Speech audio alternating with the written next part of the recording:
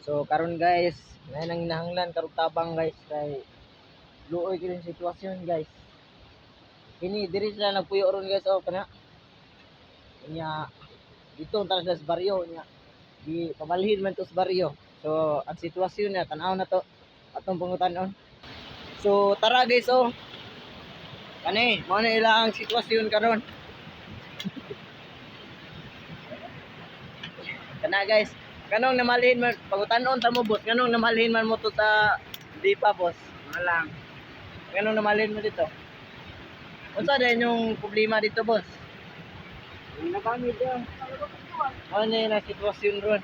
So, tabangan din nato no kay ilang sitwasyon ron nang sila tapan muyo nawa. Nagluto sila guys. Nawa maura idahang kuan guys atop. Kahoy. Looy kay sitwasyon ni Rini guys. So aton suportahan karon. Daghang salamat.